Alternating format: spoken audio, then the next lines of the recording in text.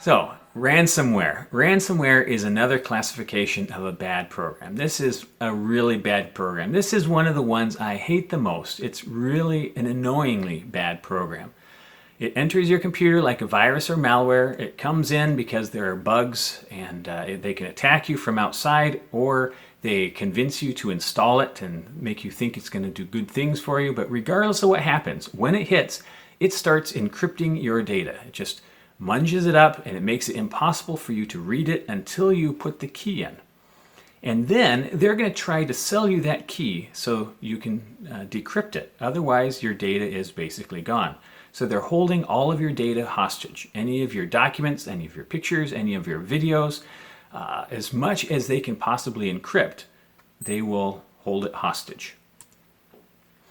So it's going to search through your whole computer, and it'll also attack anything on your network as far as it can reach. The ransomware these days is really smart, and it's going to attack other computers on your system. It'll attack servers. Anything it has permission to encrypt, it will try to do that. It particularly tries to find your backup, and if your backup is attached to your computer or on your network and it has any of the ways that the ransomware knows how to attack, it will attack your backup and encrypt that as well. So you think, I can restore from backup, but no, it's eaten that up. There are stories of organizations that have paid millions of dollars to ransom their data. And literally, you can read them on the internet. It's scary stuff. So responding to ransomware. If you think you're being hit with ransomware, immediately turn off the computer that has been hit. What it's doing is it's going to encrypt as much data as it can, as fast as it can. Usually the ransomware hits one computer and is running from one computer. If you turn that computer off, it stops the ransomware in its tracks. Just push that power button and hold it down until the puppy's down. Then you remove the computer from the network and try to boot it back up again in a secure environment so it can't attack anything else, and see if you can clean it off. Usually ransomware doesn't install itself like a virus or malware. It runs once and then it's done. So when you power it off, usually when you turn your computer back on, it is gone. But not all of them behave that way, so you want to treat that very carefully. So recovering from ransomware. I really wish this slide could be a lot more complex, but you really have two options. You can restore from backup.